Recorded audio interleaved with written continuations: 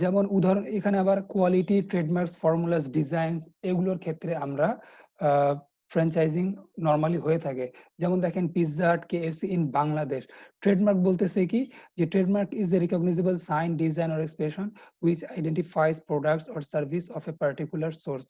অর্থাৎ franchising trademark হচ্ছে কোন একটা নির্দিষ্ট পণ্যর গায়ে লেগে থাকা কোন একটা স্টিকার, যেটা ওই প্রোডাক্ট কোথা থেকে এসেছে বা ওই প্রোডাক্টের ম্যানুফ্যাকচারিং কোম্পানি কি বা ম্যানুফ্যাকচারিং কান্ট্রি কি, সেগুলো আমরা সেখান থেকে ধারণা পেতে পারি। এরপরে চলে আসি আমরা জয়েন্ট ভেঞ্চার। জয়েন্ট ভেঞ্চার হচ্ছে কি নরমালি যখন দুই বা ততোধিক দেশ কোনো একটা কোম্পানির সাথে বা কোনো একটা কোম্পানি তৈরি করে কোনো একটা ব্যবসার উদ্দেশ্যে, তখন সেটাকে আমরা জয়েন্ট ভেঞ্চার বলি।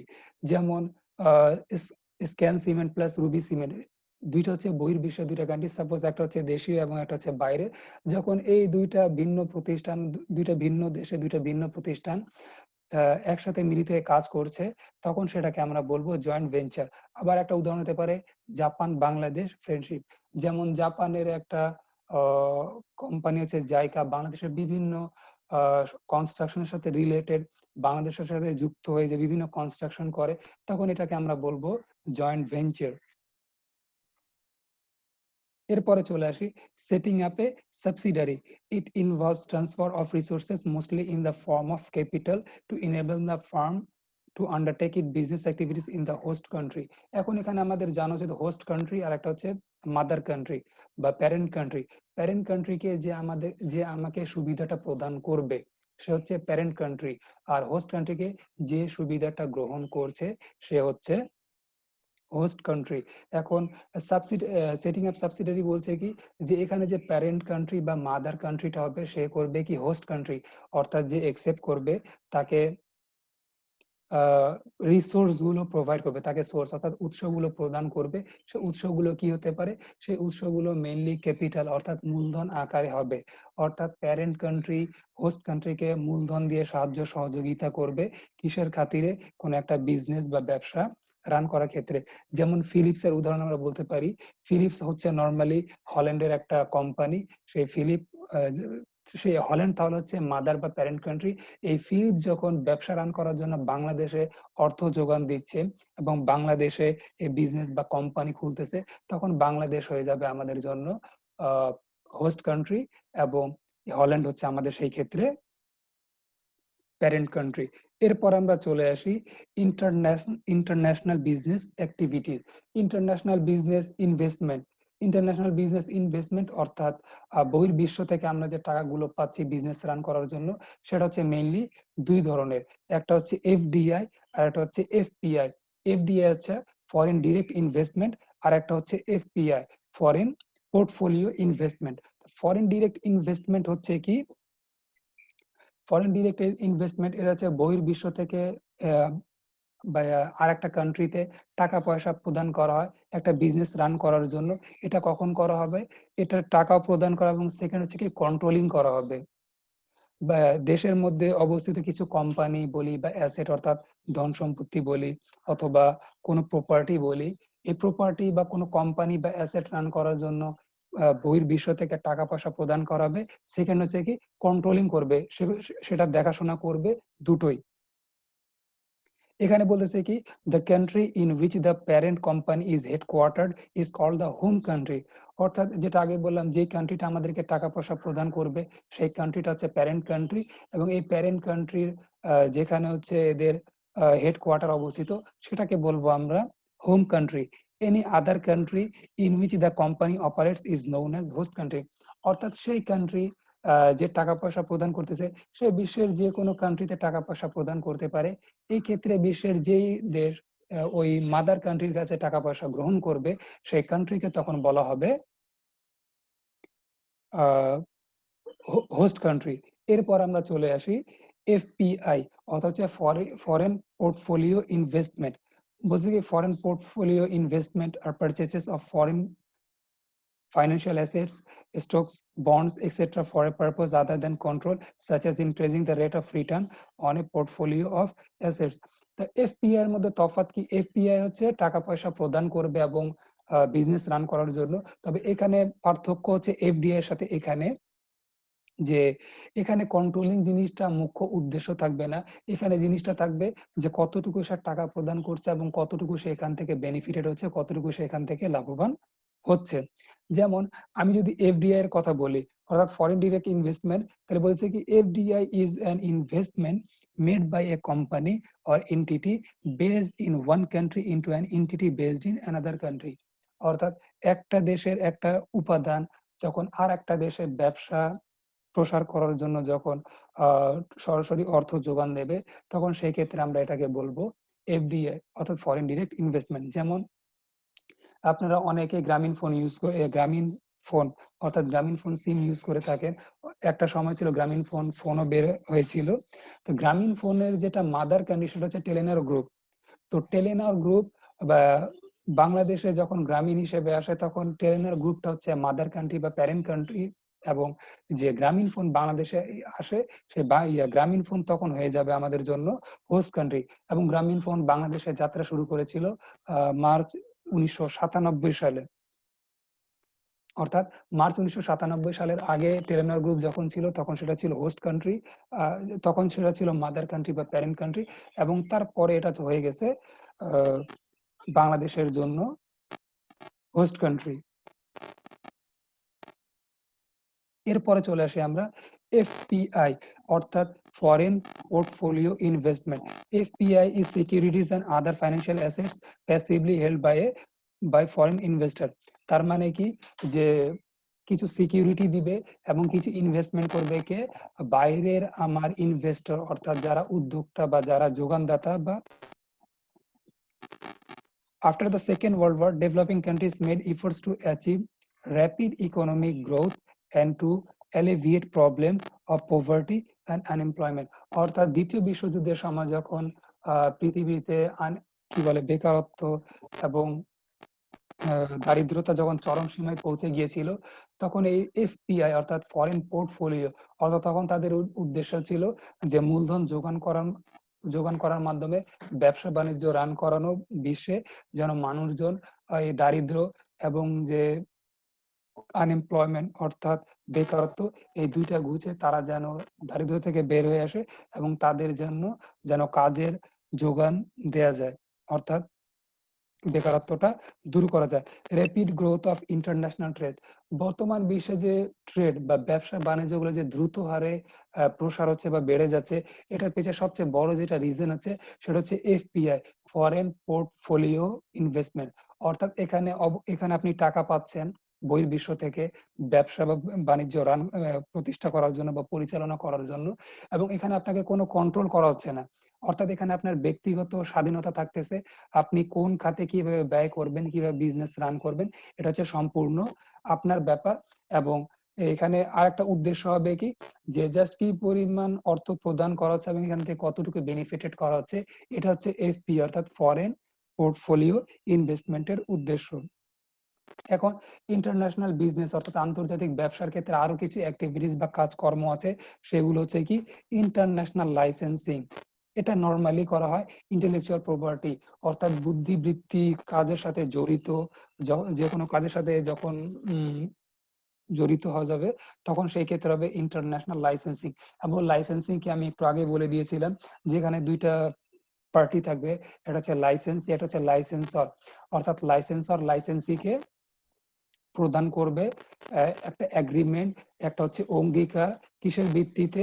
একটা নির্দিষ্ট একটা সময়ের ভিত্তিতে কিছু টাকার বিনিময়, এবং এই পিরিয়ডটা নরমালি 20 বছরের মতো হয়ে থাকে। এবং আরেকটা হচ্ছে international franchising, the franchisor and the franchise.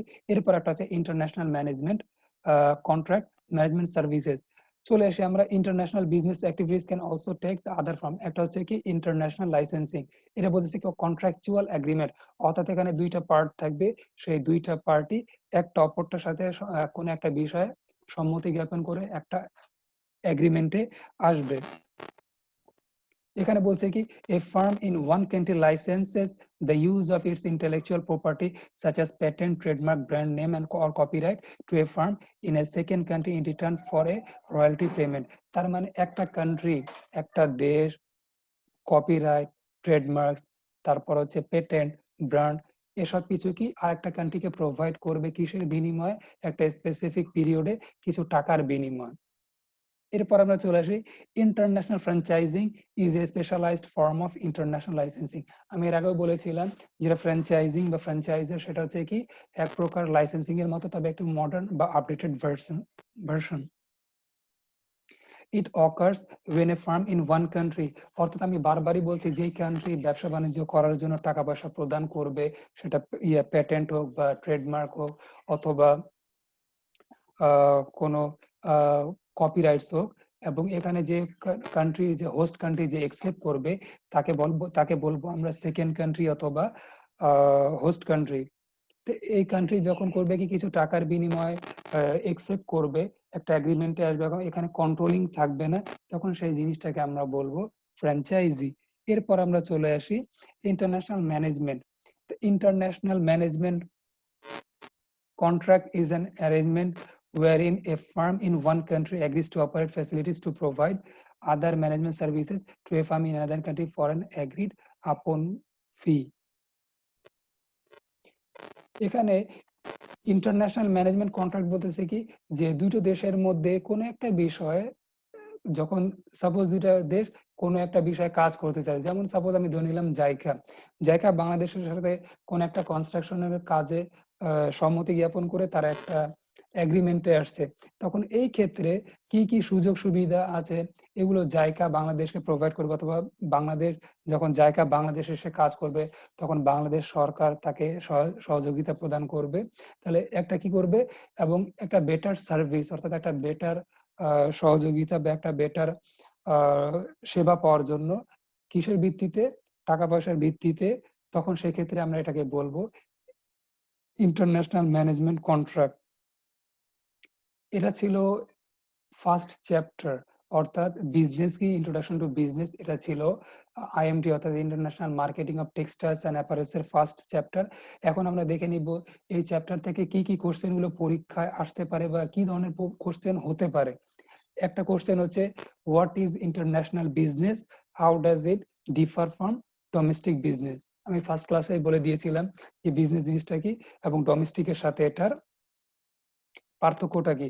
Domestic যখন বিজনেস করা তখন এটা নির্দিষ্ট একটা এরিয়া থাকে, যেমন বাংলাদেশের মধ্যে আমি যদি যেমন বাংলাদেশের অনেকগুলো টেক্সটাইল ইন্ডাস্ট্রি আছে, যখন এই টেক্সটাইল ইন্ডাস্ট্রি গুলো লোকাল ভাবে বিজনেস করবে, সাপোজ ঢাকার একটা ফ্যাক্টরি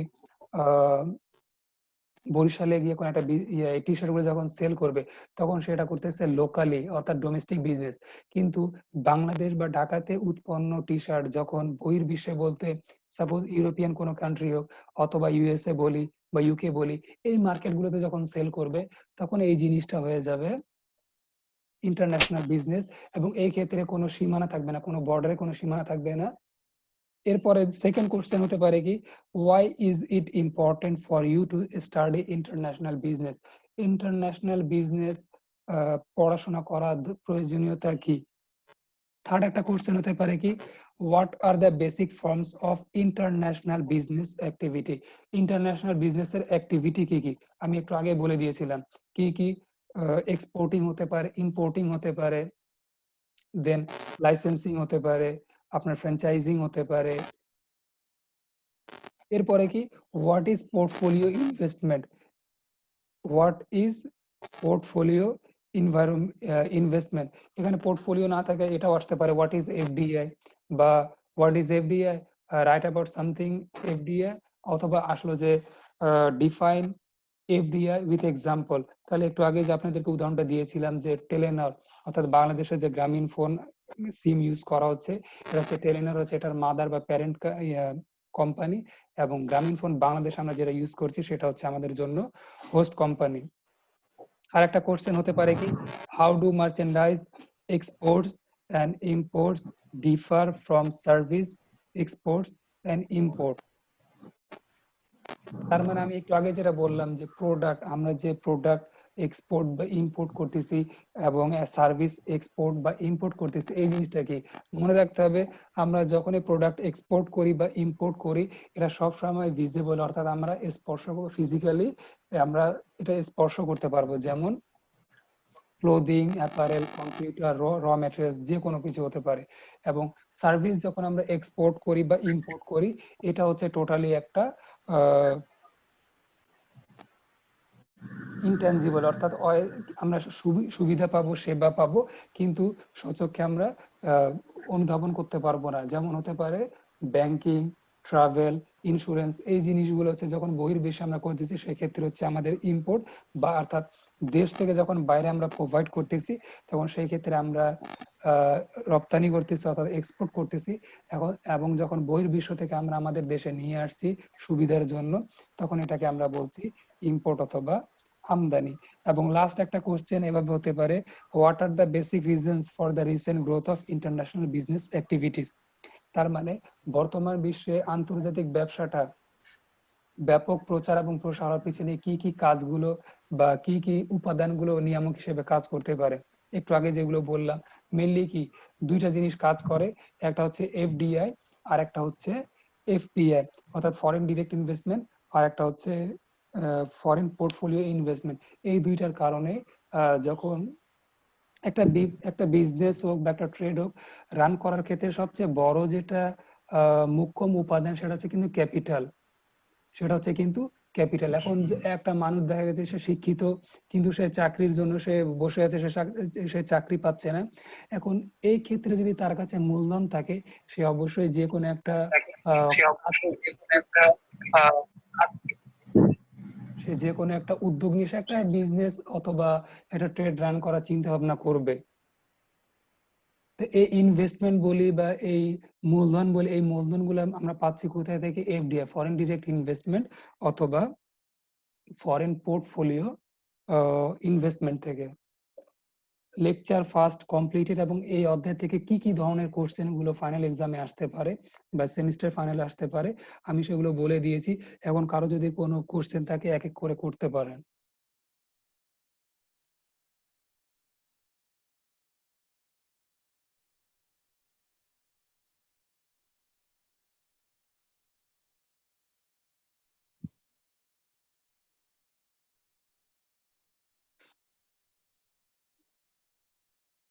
হ্যালো। হ্যালো স্যার, আসসালামু আলাইকুম। ওয়ালাইকুম সালাম। স্যার, আমাদের এক্সাম কি এমসিকিউ হবে নাকি আহ, ইসে হবে, রিটেন আকারে হবে স্যার প্রশ্ন? নরমালি যখন স্প্রিং 20-তে পরীক্ষা হয়েছিল, মিড ফাইনাল সেমিস্টার জি সেমিস্টার ফাইনাল এক্সাম, তখন কিন্তু এমসিকিউ আকারে ছিল এবং ইউজিসির পক্ষ থেকে বলে দেয়া ছিল যে নরমালি 10 মার্কস হচ্ছে অ্যাটেন্ডেন্স, 20 মার্কস আপনাদের ক্লাস টেস্ট, 30 হচ্ছে মিড এবং বাকি 40 হচ্ছে আপনাদের সেমিস্টার ফাইনাল এক্সাম। তো সেই ক্ষেত্রে ইউজিসির পক্ষ থেকে একটা ইনস্ট্রাকশন ছিল এভাবে যে 20 মার্কস আপনাদের অ্যাসাইনমেন্ট দেওয়া হবে এবং বাকি 20 মার্কস হচ্ছে এমসিকিউ হবে। এটা গত সেমিস্টারের জন্য ছিল। আমি জানি না এই সেমিস্টারে কি হতে পারে। যদি নতুন কোনো ইনস্ট্রাকশন না থাকে, তাহলে হতে পারে আবার আপনাদের জন্য আবার এমসিকিউ থাকবে 20টা এবং অ্যাসাইনমেন্ট দেওয়া হবে 20 মার্কের জন্য।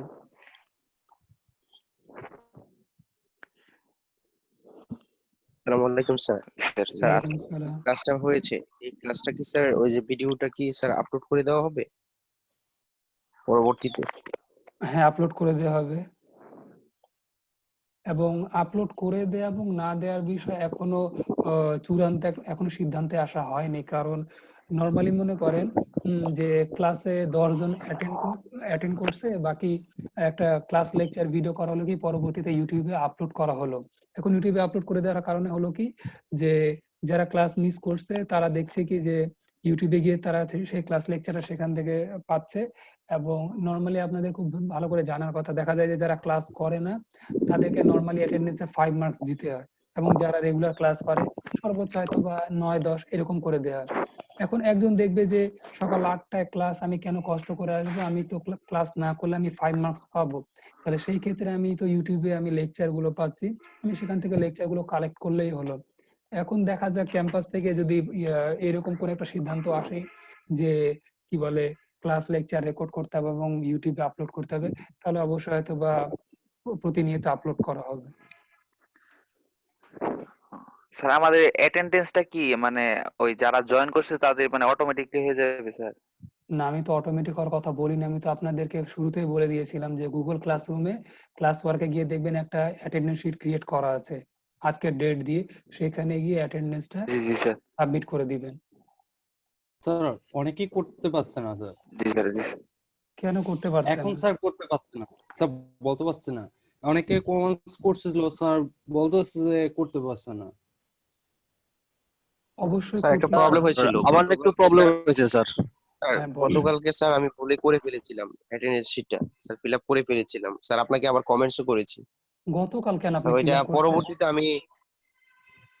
পরবর্তীতে আমি স্যার পরে দেখলাম যে স্যার আজকে ক্লাসের আগে আপনাকে হচ্ছে মানে করতে হবে আর কি, অ্যাটেন্ডেন্স শিটটা ফিল আপ করতে হবে, কিন্তু স্যার তার আগে ভুলে করে ফেলছিলাম স্যার। হ্যাঁ, আচ্ছা, গতকাল আপনি কোথায় সাবমিট করছিলেন আগে সেটা বলেন। স্যার এই গ্রুপেই স্যার, মানে ওই যে ছিল, অ্যাটেন্ডেন্স শিটটা দেওয়া ছিল, ওই অ্যাটেন্ডেন্স শিটটা। মানে প্রিভিয়াস যে অ্যাটেন্ডেন্স শিট দেওয়া ছিল সেখানে আপনি অ্যাটেন্ডেন্স শিটটা ফিল আপ করেছেন, তাই তো? জি স্যার। আচ্ছা, আজকে এখানে করে দেন। আজকে যেহেতু নতুন করে ডেট এবং ক্রিয়েট করা, এই কারণে এখানে সাবমিট করেন। স্যার আমরা কি ক্লাসে কি অ্যাটেন্ডেন্স দিয়ে দেবো? তা তো এখনো দেই নাই স্যার, আজকে প্রথম ক্লাস তো আমাদের। ক্লাসে অ্যাটেন্ডেন্স দেন নাই মানে বুঝি নাই। স্যার মানে আমরা যে ক্লাসে যোগ করবো স্যার, এই যে স্যার তার আগে কি আমরা অ্যাটেন্ডেন্সটা ক্লাসরুমে যে নরমালি ক্লাস আপনাদের যেহেতু 8টা থেকে 8টাতে জয়েন করার পরে আপনারা, আমি Google classroom attendance sheet create করে রাখবো এবং ওপেন করে রাখবো। আপনারা দরকার হলে ফার্স্ট অ্যাটেন্ডেন্স শিটটা ফিল আপ করে দিন, ক্লাসে জয়েন করবেন, অথবা ক্লাসে জয়েন করার পরে আপনারা সাথে সাথে অ্যাটেন্ডেন্স শিটটা ফিল আপ করে দিন। জি স্যার। স্যার আমার অ্যাটেন্ডেন্সটা ফিল আপ হচ্ছে না। একটা ওয়েবসাইটে মানে সাইন ইন করতে বলতেছে, কিন্তু সাইন ইন করার পর ওখানে আমার নেট কানেকশন এরর দেখাচ্ছে। এই সমস্যাটা হচ্ছে স্যার। আর সাবমিট বাটনটা আপনার ইনভিজিবল থাকছে। আজ মানে এটা কি ডাবল সাবমিট করতেছে, আপনি রিসাবমিট করছেন? না স্যার, একবারও সাবমিট নেয় নাই। কেন নেবেন? অবশ্যই নেয়ার কথা।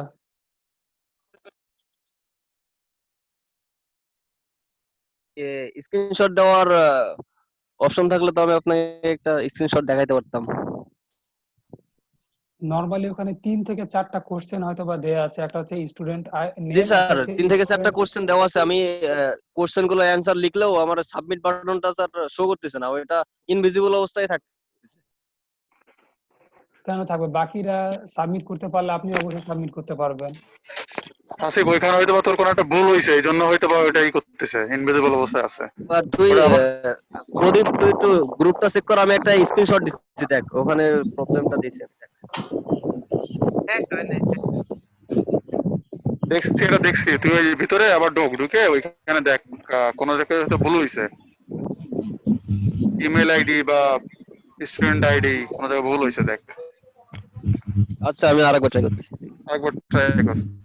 আচ্ছা, ফার্স্ট চ্যাপ্টার সম্পর্কে কারো কোনো প্রশ্ন বা কোনো কিছু জানার আছে? তাহলে আমরা নতুন চ্যাপ্টারে চলে যাব।